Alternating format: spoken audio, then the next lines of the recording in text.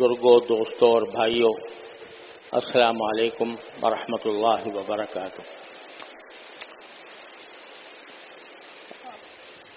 اللہ تبارک و تعالی نے سورہ حجرات میں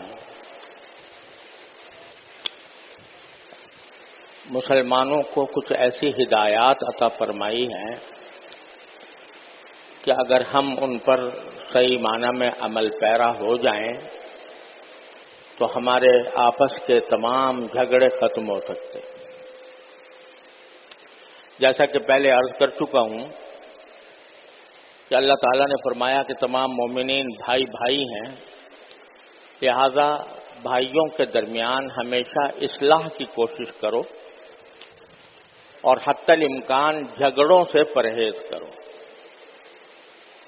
کہ پچھلے جمعوں میں نے تفصیل کے ساتھ عرض کیا تھا کہ اسلام نے اور اسلامی شریعت نے مسلمانوں کے درمیان آپس میں جھگڑے کو کتنا مہلک قرار دیا ہے اور کتنی اس سے بچنے کی تاکید کی ہے اور اس کے لیے کتنے احکام عطا فرمائے ہیں۔ تو انہی میں سے یہ آیت ہے جو میں نے ابھی آپ کے سامنے پڑھی ہے۔ اس میں اللہ تبارک و تعالی نے فرمایا تمام ایمان والوں سے خطاب کر کے کہ یا ایھا الذین آمنو، اے وہ لوگوں جو ایمان لائے ہو، لا یسخر قوم من قوم، کوئی بھی لوگ دوسرے لوگوں کا مذاق نہ اڑائیں، کوئی بھی شخص کسی دوسرے شخص کا مذاق اڑائے نہیں، اور نہ مردوں کا مذاق اڑائیں، بلا نساء من نساء، اور نہ عورتیں دوسری عورتوں کا مذاق اڑائیں۔ اور مردوں کے بارے میں بھی یہ فرمایا کہ عسیٰ ان یکونوا خیرا منہم، جن کا تم مذاق اڑا رہے ہو سکتا ہے کہ وہ تم سے بہتر ہوں۔ اور عورتوں سے بھی یہ فرمایا کہ جن عورتوں کا تم مذاق اڑا رہی ہو سکتا ہے کہ وہ تم سے بہتر ہوں۔ یہ ایک عجیب اصول بیان فرما دیا ہے اس آیت کریمہ میں۔ اللہ تبارک و تعالی نے حکم تو پہلے یہ دیا ہے کہ کوئی کسی کا مذاق نہ اڑائے، استہزاء کرنا، تمسخر کرنا، مذاق اڑانا کسی دوسرے کا، اس کو منع کر دیا۔ منع اس لیے کر دیا کہ یہ دلوں میں رنجشیں پیدا کرنے والی چیز ہے۔ اگر کوئی آپ کا مذاق اڑا رہا ہے مجلس میں برسر عام لوگوں کے سامنے، آپ کو اس کی اطلاع ملے، آپ کو رنج ہوگا کہ نہیں ہوگا؟ رنج بھی ہوگا، اور اس شخص سے رنجش بھی پیدا ہو جائے گی کہ یہ مجھے ذلیل کر رہا ہے، میری توہین کر رہا ہے۔ اس سے ایک طرح کی عداوت پیدا ہو جانے کا اندیشہ ہے۔ اگر آپ کا کوئی مذاق اڑائے تو آپ کو برا لگے گا، تو اسی طرح آپ اگر کسی اور کا مذاق اڑا رہے ہیں تو اس کو برا لگے گا، اور اس کے نتیجے میں باہمی رنجشیں پیدا ہوں گی۔ وہ رنجش بعض اوقات عداوت تک اور دشمنی تک بھی پہنچ سکتی ہے۔ تو اس لیے مذاق اڑانے سے منع فرما دیا گیا۔ یہاں یہ سمجھ لیجئے کہ کسی دوسرے اپنے ساتھی سے جو بے تکلف ہو، اس سے مذاق کر لینا اور بات ہے،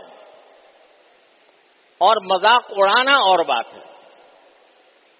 مذاق کر لینا یعنی شگفتگی کے ساتھ آپ اس کے ساتھ کچھ ایسی بات کریں جس سے کچھ سننے والوں کو بھی ہنسی آ جائے، اس کو بھی ہنسی آ جائے اور اس کو برا نہ لگے۔ بے تکلف دوستوں میں اس طرح کی باتیں ہوتی ہیں، جن کے درمیان بے تکلف ہی ہوتی ہے، وہ بھائی ہے، دوست ہے، کوئی ملنے والا ہے، اس سے اگر کوئی ایسی بات کر لی جائے جو مذاق کی بات ہو جس سے اس کو برا نہ لگے، جس سے اس کی دل آزاری نہ ہو، تو اس میں کوئی حرج نہیں. یہ دوستوں میں ہوا ہی کرتا ہے، بھائیوں میں بھی ہوتا ہے، دوستوں میں بھی ہوتا ہے. اس سے کوئی شخص اپنی تذلیل محسوس نہیں کرتا کہ مجھ کو ذلیل کیا گیا، میری توہین کی گئی. ایسے مذاق میں کوئی حرج نہیں. خود نبی کریم سرور دو عالم صلی اللہ علیہ وسلم سے ایسا مذاق ثابت ہے کہ آپ نے اپنے صحابہ کرام کے ساتھ بھی بعض اوقات مذاق کے جملے ارشاد فرمائے، اور صحابہ کرام سے بھی منقول ہے کہ انہوں نے بھی لوگوں کے ساتھ شگفتگی کے ساتھ بات کی اور اس میں مذاق بھی کیا. تو مذاق کرنا اور بات ہے. حضور اقدس صلی اللہ علیہ وسلم کے پاس ایک صاحب آئے، انہوں نے کہا کہ یا رسول اللہ مجھے ایک اونٹ دے دیجیے گا، اونٹ چاہیے، مجھے ایک اونٹ دے دیجیے. تو آپ نے فرمایا بھائی میں تمہیں اونٹ کا ایک بچہ دوں گا. تو وہ کہنے لگا جی بچہ میں کیا کروں گا بچے کو لے کر، میں تو پورا اونٹ چاہتا ہوں. تو آپ نے فرمایا جو بھی اونٹ دوں گا وہ کسی نہ کسی اونٹ کا بچہ ہوگا نہیں. تو اب یہاں آپ نے مذاق بھی فرمایا کہ اونٹ کا بچہ کہہ کر وہ اونٹ پورا مراد لیا اور اس میں ایک شگفتگی پیدا ہو گئی. اس کو بھی ہنسی آ گئی ہوگی سن کر. تو یہ مذاق کوئی برا مذاق نہیں ہے. ایک عورت سے آپ نے فرمایا، اس نے کہا یا رسول اللہ مجھے، ایک بوڑھی عورت تھی، اس نے کہا یا رسول اللہ مجھے دعا کر دیجیے کہ اللہ میاں مجھے جنت میں داخل کر دے. تو آپ نے فرمایا کوئی بوڑھی جنت میں نہیں جائے گی، کوئی بوڑھی جنت میں نہیں جائے گی. وہ پریشان ہو گئی کہ یا رسول اللہ کیا بوڑھی ہونے سے ہم جنت سے محروم ہو جائیں گے؟ آپ نے فرمایا کہ کوئی بھی عورت بوڑھی ہو کر نہیں جائے گی، بوڑھی بھی جوان ہو کے جائے گی، یہ مطلب ہے. تو یہ مذاق خود رسول کریم سرور دو عالم صلی اللہ علیہ وسلم سے ثابت ہے. ایسا مذاق جس سے کوئی دوسرے کی تذلیل نہ ہو، تحقیر نہ ہو، تو یہ ثابت ہے. لیکن مذاق اڑانے کا مطلب یہ ہوتا ہے کہ کسی شخص کو اس طرح مجمع میں اس کا مذاق اڑایا جائے، اس کی غربت کا، اس کے افلاس کا، اس کی جہالت کا، یہاں تک کہ اس کی بے دینی کا بھی. اگر مذاق اڑایا جائے جس سے اس کی تذلیل ہوتی ہو، اس کو منع فرمایا کہ کوئی شخص دوسرے کا مذاق نہ اڑائے. ایک مرتبہ حضرت عائشہ صدیقہ رضی اللہ تعالی عنہا نے حضور اقدس صلی اللہ علیہ وسلم کی دوسری زوجہ مطہرہ تھی حضرت صفیہ رضی اللہ تعالی عنہا. ان کا قد ذرا چھوٹا تھا، تو ایک مرتبہ حضرت عائشہ صدیقہ رضی اللہ تعالی عنہا نے حضرت صفیہ کا ذکر اس طرح کیا کہ وہ یوں کر کے کہ چھوٹے قد والی. تو آپ نے حضرت عائشہ کو تنبیہ فرمائی کہ تم نے یہ کام جو کیا یہ غیبت کا بھی ہے اور مذاق اڑانے کا بھی ہے. حضرت عائشہ سے آپ نے منع فرمایا کہ ایسی بات نہیں کرنی چاہیے، کسی کا اس طرح نقل اتارنا جس سے اس کو ناگوار گزرے،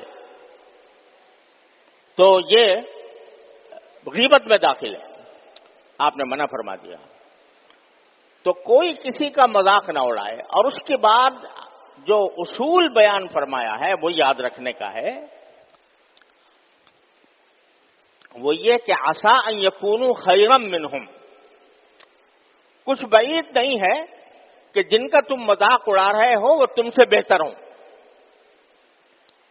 یعنی ہر مسلمان کو دوسرے مسلمان کے بارے میں اس بات کا احتمال رکھنا چاہیے کہ پتہ نہیں اس کا اللہ تعالیٰ کے ساتھ کیسا تعلق ہے، اللہ تبارک و تعالیٰ اس کو کس طرح نواز دیں، اس کا خاتمہ کس حالت کے اوپر ہو اور وہ مجھ سے کہیں آگے بڑھ جائے. یہ خیال ہر انسان کے، ہر مسلمان کے دل میں دوسرے کے بارے میں ہونا چاہیے. اگر فرض کرو دوسرا آدمی تمہیں علم کے اعتبار سے کم نظر آ رہا ہے، تمہیں اللہ نے علم دے دیا اور وہ بیچارہ علم سے محروم ہے، تو یہ سمجھنا کہ بھئی چونکہ میں عالم ہو گیا یا مجھے علم اللہ تعالیٰ نے عطا فرما دیا، لہذا جتنے لوگ ہیں جو کہ عالم نہیں ہیں میں ان سے افضل ہو گیا۔ ارے بھائی، افضل ہونا تو اس طرح ہوتا ہے کہ اللہ تبارک و تعالیٰ قبول فرما لے، اللہ تعالیٰ راضی ہو جائے اور جنت میں داخل فرما دے۔ تمہیں کیا پتا کتنے ایسے لوگ ہیں جو علم سے بظاہر عالم نہیں ہیں، عام لوگ ہیں، لیکن اللہ تبارک و تعالیٰ کے ساتھ ان کا تعلق اتنا مضبوط ہے، اتنا کڑا ہے کہ بہت سے علماء کو پیچھے چھوڑ جائیں۔ اللہ تبارک و تعالیٰ ہی جانتے ہیں کہ کس کا انجام کیا ہوگا۔ اللہ تبارک و تعالیٰ ایک بزرگ کے بارے میں، اللہ اکبر کبیرہ، ایک بڑے بزرگ تھے صوفی۔ اب کوئی ان کا، جتنے لوگ بزرگ ہوتے ہیں ان کے کچھ مخالف بھی ہو جاتے ہیں، تو ایک مخالف نے ان بزرگ کے بارے میں یہ کہا کہ تم تو کتے سے بھی بدتر ہو، منہ پر کہہ دیا کہ تم کتے سے بھی بدتر ہو۔ تو جواب میں ان بزرگ نے کہا کہ بھائی ابھی مجھے پتہ نہیں ہے کہ میں کتے سے بدتر ہوں یا نہیں ہوں، ابھی مجھے پتہ نہیں۔ اگر اللہ تبارک و تعالیٰ نے مجھے جہنم سے محفوظ کر لیا اور جنت میں داخل کر دیا، اس وقت تو مجھے پتہ چلے گا کہ میں کتے سے بہتر ہوں، لیکن اگر اللہ تعالیٰ نے کہیں پکڑ کر لی تو یقیناً میں کتے سے بدتر ہوں۔ مجھے کیا پتا کہ اللہ تبارک و تعالیٰ نے میرے بارے میں کیا فیصلہ کر رکھا ہے، لہذا تم جو کہہ رہے ہو کتے سے بدتر ہوں، ہو سکتا ہے ہوں کتے سے بدتر، اس واسطے کہ پتہ نہیں اللہ تعالیٰ نے میرے ساتھ کیا معاملہ فرمانا ہے اور کیا فیصلہ کر رکھا ہے۔ تو جب کوئی اتنا بڑا بزرگ آدمی جو عابد ہے، زاہد ہے، لوگ اس کے پاس رجوع کرتے ہیں، لوگ اس سے ہدایت حاصل کرتے ہیں، وہ بھی یہ کہہ رہا ہے کہ میں کتے سے بھی بدتر ہونے کا احتمال رکھتا ہوں، ہو سکتا ہے کتا مجھ سے بہتر ہو، کیونکہ اگر مجھے جہنم میں داخل کر دیا گیا الیاذ باللہ تو یقیناً کتا مجھ سے بہتر ہے کہ اس کو جہنم میں داخل ہونے کا کوئی خطرہ نہیں۔ لہذا ہر مسلمان کو دوسرے مسلمان کے بارے میں کبھی بھی یہ خیال نہ آنا چاہیے کہ میں اس سے افضل ہوں، علم میں افضل ہوں۔ ارے کیا پتا تم پیچھے رہ جاؤ اور وہ کم علم والا آدمی وہ تم سے آگے نکل جائے۔ اگر تم سمجھتے ہو کہ میرے پاس مال دولت زیادہ ہے لہذا میں اس سے افضل ہوں، تو ٹھیک ہے، دولت تمہارے پاس بے شک زیادہ ہے، لیکن بعض اوقات وہ غریب آدمی جو جس کا بیچارے کا کوئی پوچھنے والا بھی نہیں ہوتا، تو اس کو اللہ تبارک و تعالیٰ کے ہاں ایسا مقام حاصل ہوتا ہے، ایسا مقام حاصل ہوتا ہے کہ بڑے بڑے علماء اور صوفیاء کرام، بزرگان دین پیچھے رہ جاتے ہیں اور وہ آگے نکل جاتا ہے۔ فرمایا رب اشعث اغبر مدفوع بالابواب، بعض لوگ ایسے ہوتے ہیں کہ ان کے بال پراگندہ، جسم کے اوپر غبار چڑھا ہوا، مزدور آدمی جسم پہ غبار چڑھا ہوا، لوگوں کے پاس دروازے پر جائے تو لوگ دھکے دے کے نکال دیں، ایسا آدمی ہوتا ہے۔ لیکن اللہ تعالیٰ کے ہاں ایسا محبوب ہوتا ہے کہ اگر وہ اللہ کے اوپر کوئی قسم کھا لے تو اللہ تعالیٰ اس کی قسم سچی کر دیتے ہیں، اللہ تعالیٰ اس کی قسم سچی کر دیتے ہیں۔ تو کس کو تم حقیر سمجھو گے، کس کو اپنے آپ کو کس سے افضل سمجھو گے؟ اگر تمہیں اپنی نیکی پر گھمنڈ ہے کہ بھئی میں نماز پڑھتا ہوں، 5 وقت مسجد میں حاضر ہوتا ہوں، صف اول میں شامل ہوتا ہوں، یا میری تکبیر اولیٰ فوت نہیں ہوتی، اور میں روزوں کی بھی پابندی کرتا ہوں، میں صدقہ بھی دیتا ہوں، میں اور سارے نیک اعمال کرتا ہوں، قرآن پڑھتا ہوں، تسبیحات کرتا ہوں، ذکر کرتا ہوں، اور دوسرا آدمی جو ہے ان سب سے محروم ہے، تو بے شک محروم ہے، اس کے لیے دعا کرو کہ اللہ تعالیٰ اس کو اس مشکل سے نکال دے۔ لیکن اپنے آپ کو اس سے افضل سمجھنا یہ انتہائی خطرناک بات ہے۔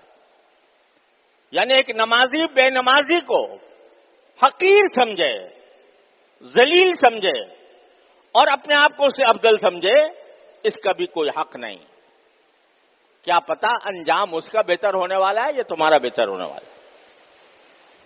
حدیث میں ایک بڑی خطرناک بات ہے جو رسول کریم صلی اللہ علیہ وسلم نے ارشاد فرمائی کہ بعض لوگ ایسے ہوتے ہیں کہ ساری زندگی ان کی نیک اعمال میں گزری اور ان کے اور جنت کے درمیان بالکل تھوڑا سا فاصلہ رہ گیا، لیکن اللہ بچائے بعد میں آخر میں ان کے حالات میں ایسا انقلاب آیا کہ وہ آخر میں جا کر بے دین ہو گئے اور ملحد ہو گئے،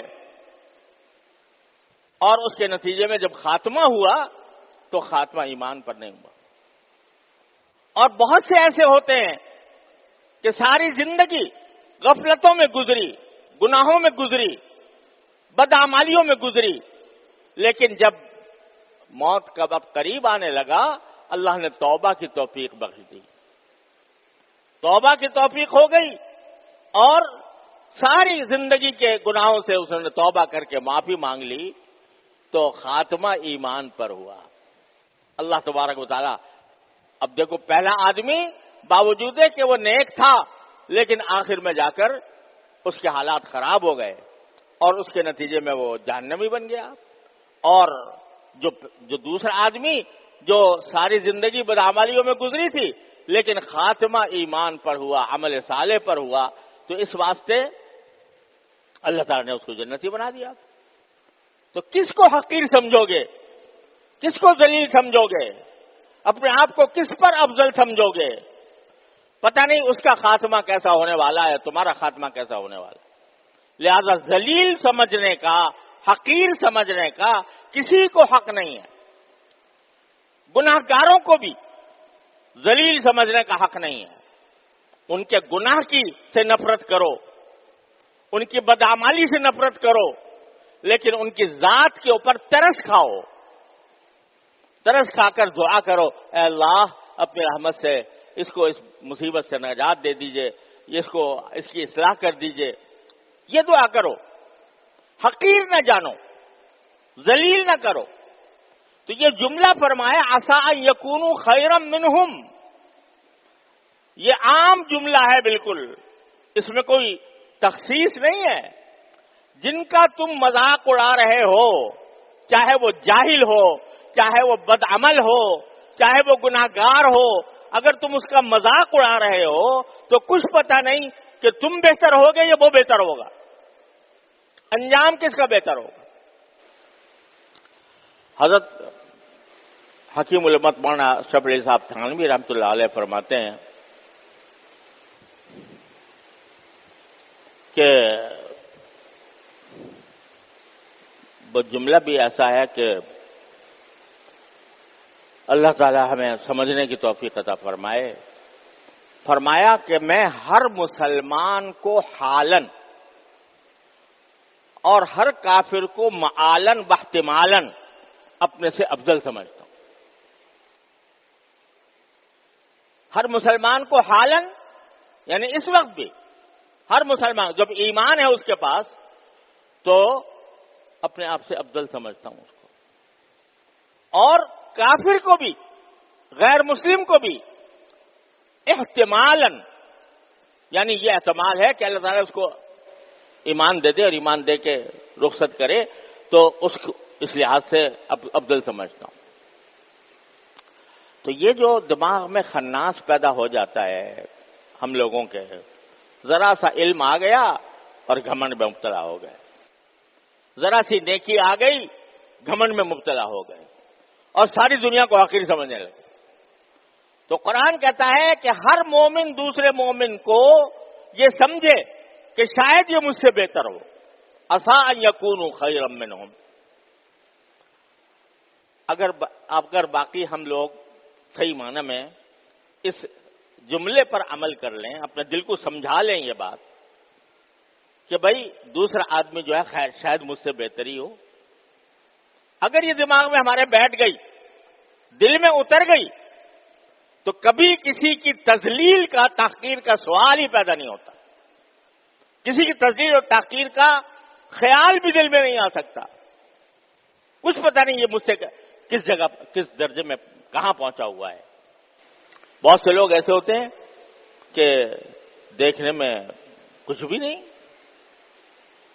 کوئی خاص عمل بھی نہیں کرتے، لیکن اللہ تبارک و تعالیٰ کیا ان کا درجہ کیسا بڑا ہوتا ہے۔ ایک مرتبہ حضور اقدس صلی اللہ علیہ وسلم تشریف فرما تھے مسجد میں، تو اس میں آپ نے فرمایا کہ جو آدمی اس وقت مسجد میں آئے گا وہ اہل جنت میں سے ہے، جنت والا۔ اب صحابہ کرام جو ہیں بڑے اشتیاق میں لگ گئے کہ بھئی جو آدمی آ رہا ہے اس کے بارے میں رسول کریم صلی اللہ علیہ وسلم خوشخبری دے رہے ہیں کہ جنتی ہے، تو اس کو دیکھنا بھی چاہیے، اس کی اقتدا بھی کرنی چاہیے۔ تو سب کو اشتیاق ہو گیا۔ ایک صحابی نے جب وہ آئے اندر، تو ایک صحابی نے دل میں یہ فیصلہ کیا کہ بھئی میں جا کے دیکھوں گا ان کو کہ یہ کیسے نماز کیسے پڑھتے ہیں، روزے کیسے رکھتے ہیں، اور جو اعمال ان کے کیسے ہیں، تاکہ ہم ان جیسے اعمال اختیار کریں تو ہم بھی اس میں شامل ہو جائیں۔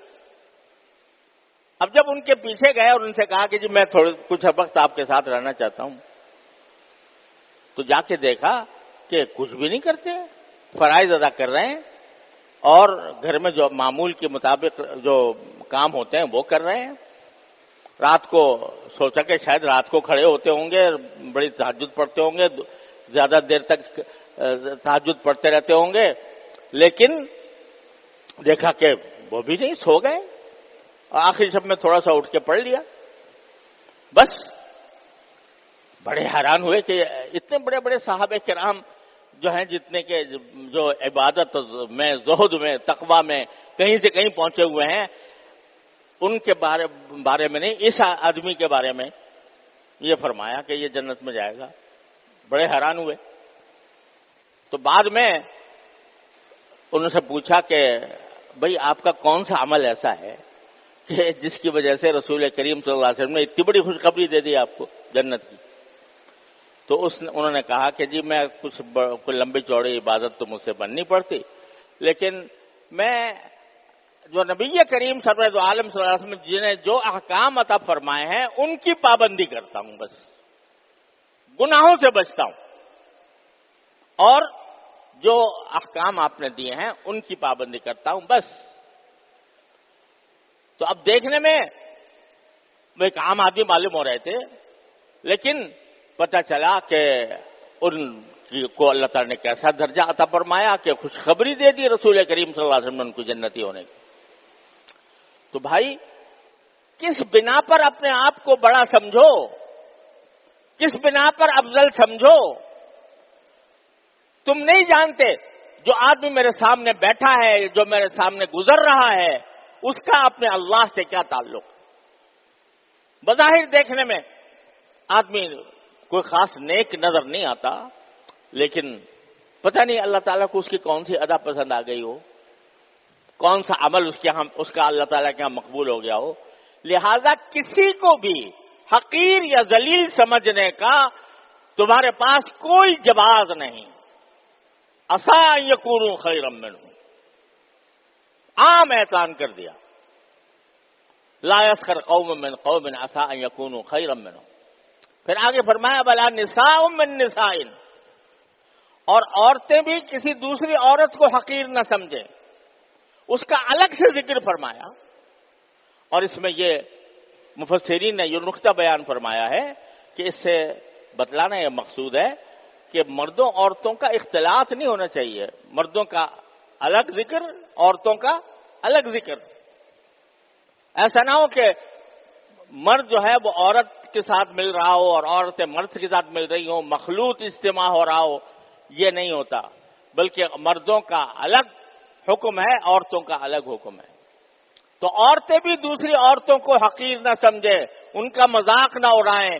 کیا پتا کہ جس عورتوں کا تم مذاق اڑا رہی ہو وہ تم سے 1000 درجہ بہتر ہو۔ عورتوں کا کیا، عورتوں کا میں سے بھی دیکھنے میں بعض اوقات کچھ بھی نہیں ہے، لیکن اللہ تعالیٰ کے یہاں ان کا درجہ بہت بلند ہے۔ حضور اقدس صلی اللہ علیہ وسلم سے دو عورتوں کے بارے میں سوال کیا گیا کہ ایک عورت ہے جو بہت عبادت گزار ہے، نمازیں بہت پڑھتی ہے، ذکر بہت کرتی ہے، بہت عبادت گزار ہے، لیکن اس کی زبان سخت ہے اور وہ دوسرے لوگوں سے اس طرح پیش آتی ہے، خاص طور پر پڑوسیوں سے، کہ پڑوسی اس سے خوش نہیں رہتے، تنگ کرتی ہے لوگوں کو، ہر بات پہ ٹوکتی رہتی ہے دوسروں کو۔ ایک تو وہ عورت ہے، اور ایک وہ عورت ہے جو بیچاری کوئی خاص عبادت نہیں کرتی، بس جو فرائض ہیں وہ ادا کر رہی ہے، جو فرائض ہیں 5 وقت کی نماز ہے وہ پڑھتی ہے، رمضان آتا ہے تو روزے رکھتی ہے، جو فرائض ہیں وہ ادا کرتی ہے، کوئی نفلی عبادت نہیں کرتی، لیکن لوگ اس سے خوش ہیں، اس کے زبان نرم ہے، اس کا لہجہ نرم ہے، اپنے پڑوسیوں کو خوش رکھتی ہے، اپنے ملنے جلنے والوں کو خوش رکھتی ہے، ان کے ساتھ بات کرتی ہے تو نرمی سے کرتی ہے، غصہ نہیں کرتی۔ تو آپ نے فرمایا کہ یہ دوسری عورت افضل ہے پہلی عورت سے، حالانکہ وہ عبادت کر رہی ہے، زیادہ عبادت کر رہی ہے، لیکن وہ پیچھے رہ گئی، اور یہ کم عبادت کرنے والی جو خوش اخلاق ہے اور پڑوسی اور اس کے ملنے جلنے والے اس کی بات سے خوش ہوتے ہیں، ناراض نہیں ہوتے، یا ان کا دل نہیں ٹوٹتا، ان کی دل آزاری نہیں ہوتی اس کی باتوں سے، وہ افضل ہے اس سے۔ تو اس لیے فرما رہے ہیں عسیٰ ان یکن خیرا منہن، عورتیں جن دوسری عورتوں کا مذاق اڑا رہی ہیں کیا پتا کہ وہ تم سے بہتر ہوں۔ تو اس واسطے یہ عورتوں کو بھی تنبیہ کر دی گئی اور مردوں کو بھی۔ اے اللہ ہمیں اس کو سمجھنے کی توفیق عطا فرما کہ ہم کسی کو بھی حقیر نہ سمجھیں، کسی کو بھی ذلیل نہ سمجھیں، کسی کے بارے میں بھی یہ خیال نہ کریں کہ ہم اس سے افضل ہیں، کچھ پتہ نہیں ہے تمہارا کیا ہونے والا ہے۔ اور تو اور نبی کریم سرورد عالم صلی اللہ علیہ وسلم نے حسن خاتمہ کی دعا مانگی، کیا فرمایا؟ اللہم اجعل خواتیم عملی، اور پھر فرمایا اللہ مجعل خیر یومی یوم القاک فیہ۔ پہلے یہ فرمایا کہ مجھے میرے بہترین عمل پر مجھے موت عطا فرما، یہ لفظ ہے، وہ اس وقت میرے ذہن سے نکل رہے ہیں عربی کے جو الفاظ ہیں، لیکن مفہوم اس کا یہ ہے کہ اللہ میرا خاتمہ جو ہے وہ سب سے افضل عمل پر ہو۔ اب جن کے بارے میں نبی کریم صلی اللہ علیہ وسلم کے بارے میں اللہ تعالیٰ نے فرما دیا کہ غفر اللہ لک اللہ ما تقدم من ذنبک وما تأخر، کوئی احتمال ہی نہیں ہے کہ معاذ اللہ سوء خاتمہ ہو، لیکن دعا فرما رہے ہیں کہ اللہ اکبر، کہ میرا آخری عمل جو ہے سب سے بہتر ہو، اس پر میرا خاتمہ، اور سب سے بہتر دن وہ ہو جس دن میں آپ سے جا کر ملوں، خیر ایامی یوم القاک فیہ۔ یہ ہم سب کو دعا کرنی چاہیے حسن خاتمہ کی۔ یہ جو بزرگوں نے سکھایا ہے نا کہ بھائی لوگوں سے دعا کرایا کرو خاتمہ بالخیر اور حسن خاتمہ، یہ معمولی بات نہیں ہے، یہ بہت بڑی دعا ہے، کیونکہ اعتبار اسی وقت کا ہے، انما العبرۃ بالخواتیم، حدیث میں فرمایا اعتبار ہے انسان کے آخری عمل کا جس پر اس کے انتقال ہو، اور آخری عقیدے کا جس پر اس کا انتقال ہوا، لہذا خاتمہ بالخیر کی دعا کرنی چاہیے۔ تو جب رسول کریم صلی اللہ علیہ وسلم یہ دعا فرما رہے ہیں تو ہم اور تم کس شمار قطار میں ہیں؟ ہم کیسے اپنے آپ کو افضل سمجھ لیں، کیسے دوسرے سے بڑا سمجھ لیں، جبکہ ہمیں کچھ پتہ نہیں ہمارا انجام کیا ہونے والا ہے۔ ارے ظاہری اعتبار سے آج عمل کر رہے ہو، الحمدللہ اچھا خاصا، اللہ تعالیٰ کا شکر ادا کرو، جو عمل کرنے کی توفیق ہو گئی ہے اس پر اللہ تعالیٰ کا شکر ادا کرو۔ یہ نہ سمجھو یہ نہ سمجھ بیٹھو کہ اب میں سب سے افضل ہو گیا۔ ہمارے عربی زبان میں ایک کہاوت مشہور ہے کہ صلی الحائق رکعتین وانتظر البحیہ، کہ ایک جلاحہ تھا، اس کو ساری زندگی ایسے ہی پھرتا تھا، لیکن 2 رکعتیں پڑھنے کی توفیق ہو گئی، 2 رکعتیں پڑھ لی، تو 2 رکعتیں پڑھ کر انتظار میں بیٹھا کہ کب میرے اوپر وحی نازل ہوگی۔ 2 رکعتیں پڑھ کر اس انتظار میں بیٹھا ہے کہ کب میرے اوپر وحی نازل ہوگی۔ میں نے 2 رکعتیں پڑھ لی، اتنا بڑا کام کر لیا، تیر مار دیا، تو میرے اوپر وحی آنی چاہیے۔ تو اس قسم کا ہم لوگوں کا مزاج اللہ بچائے نہ ہو کہ ہم اب تھوڑا سا کام کریں اور تھوڑے سے کام کے اوپر اتنا بڑا تصور کر لیں ہم افضل ہو گئے ساری دنیا سے۔ اللہ تعالیٰ اس گھمنڈ سے، اس تکبر سے، اس عجب سے اللہ تعالیٰ ہم سب کی حفاظت فرمائے۔ تو بھائی سبق یہ ملا کہ کسی بھی شخص کو اپنے سے حقیر اور ذلیل نہ سمجھو، اپنے آپ کو کسی سے افضل نہ سمجھو۔ اپنا اگر تمہیں کوئی اچھا کام کرنے کی توفیق ہو گئی ہے، اللہ کا شکر ادا کرو، یا اللہ آپ کا شکر ہے آپ نے نماز پڑھوا لی، یا اللہ آپ کا شکر ہے آپ مسجد میں آنے کی آپ نے توفیق دے دی، یا اللہ آپ کا شکر ہے کہ آپ نے جمعہ میں حاضر ہونے کی توفیق دے دی۔ اللہ کا شکر ادا کرو اس کی توفیق پر۔